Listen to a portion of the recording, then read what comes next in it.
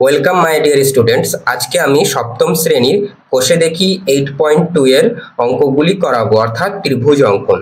দেখো, এক দাগের অঙ্কটি বলেছে এবিসি একটি ত্রিভুজ আঁকি যার এবি সমান সমান 4 সেমি, বিসি সমান সমান 6 সেমি এবং কোণ এবিসি সমান সমান 45 ডিগ্রি। ঠিক আছে, দেখো আমি আরেকটি কথা বলে রাখি তোমাদের, তোমরা পেন্সিল ব্যবহার করবে, আমি পেন ব্যবহার করছি এই কারণে যাতে তোমাদের কাছে ছবিটি হাইলাইট হয়। ওকে, তাহলে এক দাগের অঙ্কটি। তাহলে সর্বপ্রথম আমরা মাপ নিয়ে নিই। এবি 4 সেমি,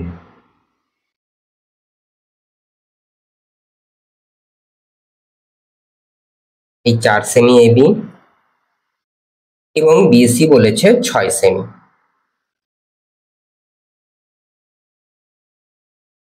ওকে, এটা এ বি 4 সেমি, বি সি 6 সেমি। একটি বলেছে কোণ এবিসি 45 ডিগ্রি। তাহলে দেখো আমরা কি করব, একটি সরলরেখাংশ টানবো এবং এই যে দাগটা দেখতে পাচ্ছ তোমরা চাঁদার, এই দাগটা এই বিন্দুতে এবং এই যে উলম্ব দাগটা এই এখানে বিন্দুতে মেশাবো আমরা। ওকে, তাহলে 45 ডিগ্রি, এটা দেখো 40 আর 5 45, এটা কিন্তু 50, এই হলো 45 ডিগ্রি। ওকে, এবার আমরা কি করব, যুক্ত করে দেব।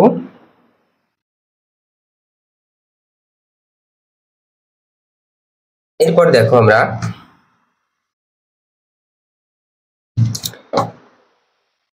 একটি সরল রেখাংশ আঁকবো। আঁকার পর দেখো এই কোণটা আমরা এই বিন্দুতে আঁকবো। তাহলে যে কোনো একটা বৃত্তচাপ মাপ নেবে কম্পাসে, যে কোনো মাপে নিয়ে এই দেখো এখানে আমরা একটি বৃত্তচাপ অঙ্কন করব। ওকে, এই করলাম। এই একই মাপ রাখবো, রেখে এই বিন্দুতে বসিয়ে আমরা কি করব, এখানে একটি বৃত্তচাপ অঙ্কন করব। ঠিক আছে, একই মাপ রেখে এইবার এখান থেকে এই অংশটুকুর মাপ নেব। ঠিক আছে, একটু ছোট করতে হবে। মাপ নিলাম, মাপ নিয়ে এই যে এইখানটাতে বসিয়ে আমরা এই ছেদ করে নিলাম। করার পরে দেখো যুক্ত করে দেব।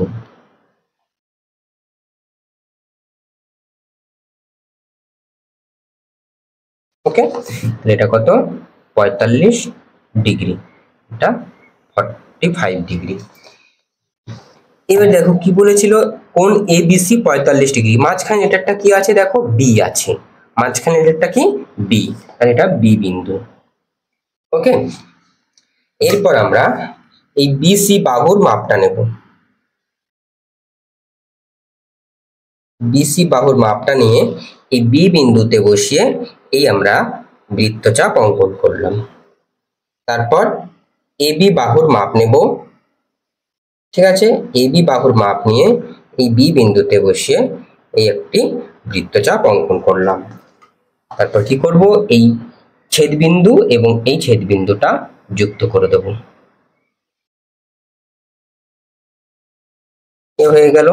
তাহলে এটা কি, বিসি, এটা এ, তাহলে এ বি সি, দেখো এ বি সি কোণ 45 ডিগ্রি। ওকে, তাহলে এটা 6 সেমি এবং এই বাহুটার মাপ 4 সেমি। ঠিক আছে, এই বাহুটার মাপ বলিনি আমরা, এটা যুক্ত করে দিয়েছি। বোঝা গেল আশা করি। এরপর দেখো আমরা পরের অঙ্কটি করব। 2 দাগের অঙ্কটি কোনো কিছু আঁকতে বলেনি, আমরা 3 দাগের অঙ্কটি করব। পি কিউ আর একটি ত্রিভুজ আঁকি যার P Q 4 semi, Q R 3 semi এবং কোণ পি কিউ আর 90 ডিগ্রি। তারপর বলেছে দেখো পি কিউ আর ত্রিভুজের পি আর বাহুর দৈর্ঘ্য স্কেলের সাহায্যে মেপে লিখি। আগে আমরা এই পর্যন্ত অঙ্কন করে নিই। ওকে, তাহলে পি কিউ আর একটি ত্রিভুজ আঁকতে বলেছে, পি কিউ বাহুর মাপ হলো 4 সেমি আর কিউ আর 3 সেমি। তাহলে মাপটা নিই।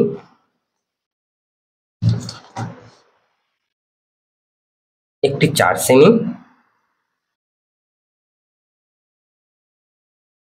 আর একটা কিউআর 3 সেমি।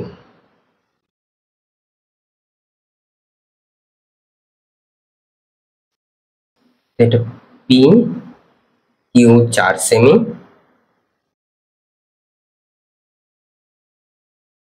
এবং এটা কিউ আর 3 সেমি।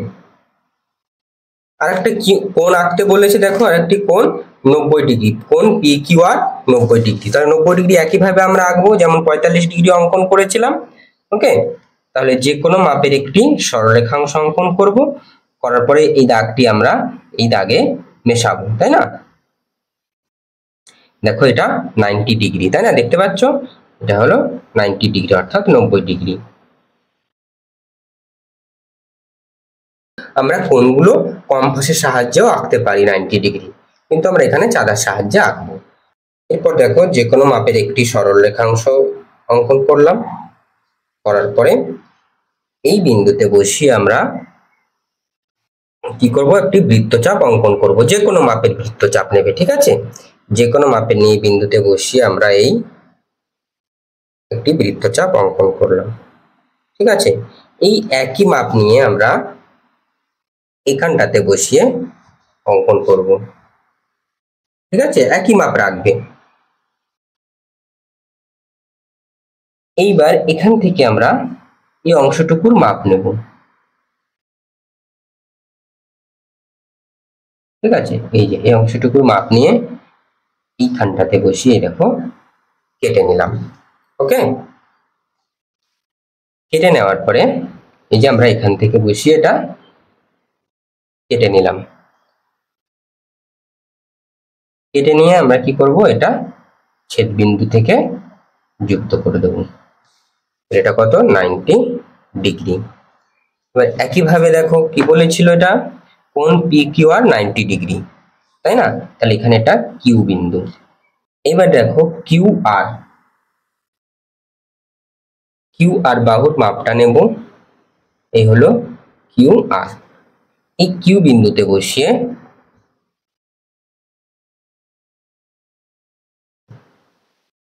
এই দেখো এই কিউ আর বাহুটার মাপ নিলাম, মাপ নিয়ে এই কিউ বিন্দুতে বসিয়ে এই একটি বৃত্তচাপ অঙ্কন করলাম, হলো? এবার দেখো পি কিউ বাহুটার মাপ নেব, এই পি কিউ বাহুর মাপটা নিয়ে কিউ বিন্দুতে বসিয়ে এই একটা বৃত্তচাপ অঙ্কন করলাম।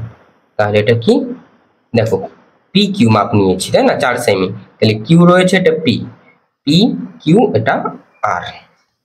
এবার কি করব, আমরা যুক্ত করে দেব।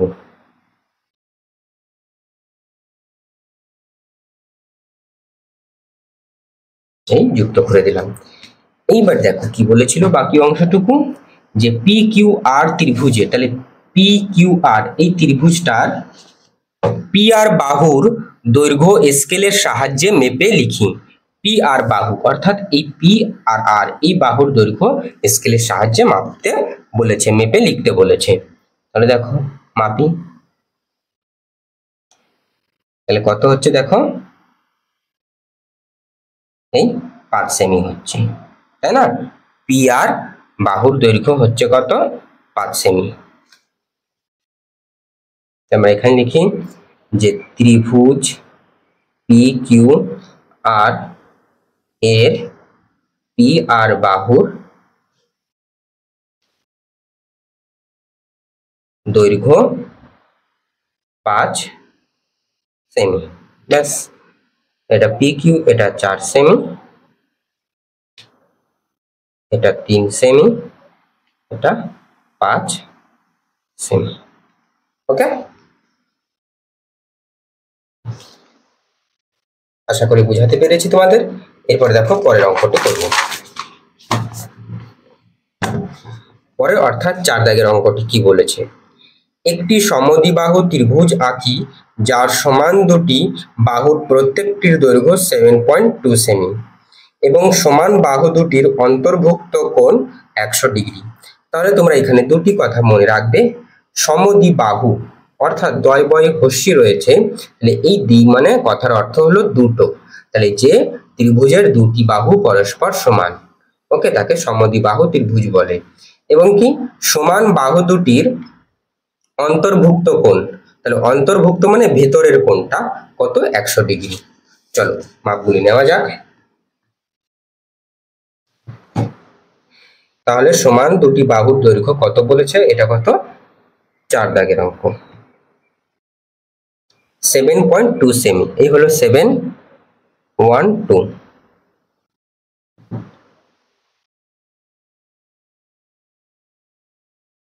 ওকে, তাহলে 7.2 সেমি।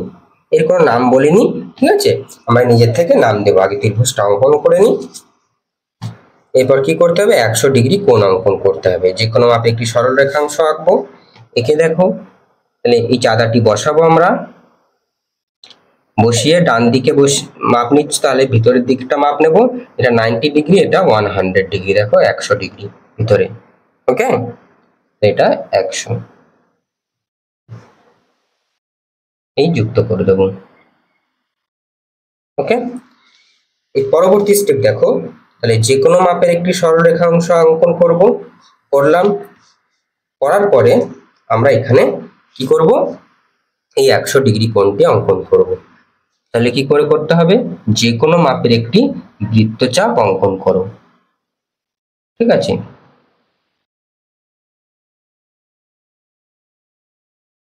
তাহলে ঠিক এই একই মাপটা রেখে এই বিন্দুতে বসিয়ে আমরা কি করব, একটি বৃত্তচাপ অঙ্কন করে নেব। ঠিক আছে, করলাম। এরপরে দেখো এই অংশটুকু মাপ নেব, এখান থেকে এই এটা।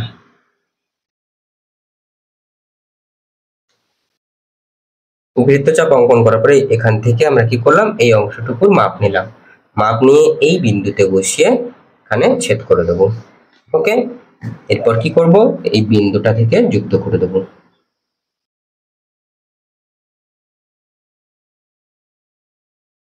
এই যুক্ত করে দিলাম, এটা কত, 100 ডিগ্রি। এইবার 7.2 সেমি বলেছে। ওকে, তাহলে দুটি বাহুর দৈর্ঘ্য সমান হয়। তাহলে এই 7.2 মাপটা নেব। তাহলে দেখো এই একটি বাহু এখানে, আচ্ছা এই দাগটা একটু ছোট হয়ে গেল, কোনো ব্যাপার নয়, একটু বড় করে করব। তাহলে এই দেখো 7.2 মাপটা নিলাম, 7.2 সেন্টিমিটার মাপটা নিয়ে এইখানটাতে বসিয়ে এই একটা বৃত্তচাপ এবং এই একটি বৃত্তচাপ অঙ্কন করে দিলাম। তাহলে দেখো এই যে এই বাহুটাও 7.2 সেন্টিমিটার, 7.2 সেন্টিমিটার, এবং এই যে এটাও 7.2 সেন্টিমিটার, তাই না? তাহলে কি করব, এবার এখান থেকে আমরা এই ছেদ বিন্দুটা যুক্ত করে দেব। ব্যাস, এই হয়ে গেল। তাহলে দেখো কি বলেছে, তাহলে এটাও 7.2 সেন্টিমিটার, এটাও 7.2 সেন্টিমিটার। অন্তর্ভুক্ত কোণ বলেছিল, তাই না? অন্তর্ভুক্ত কোণ, বাহু দুটির অন্তর্ভুক্ত কোণ, তাহলে সমান বাহু দুটির অন্তর্ভুক্ত কোণ। তাহলে সমান বাহু, এটাও 7.2 সেমি, এটাও 7.2 সেমি। এই 7.2 সেমি অন্তর্ভুক্ত, অর্থাৎ এই ভিতরের কোণটা।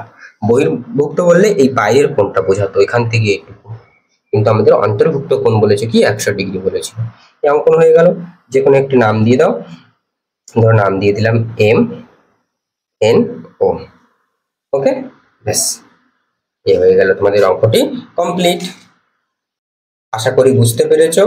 ভালো লাগলে যারা নতুন চ্যানেলে, অবশ্যই চ্যানেলটিকে সাবস্ক্রাইব করবে, লাইক করবে। ঠিক আছে, থ্যাংক ইউ।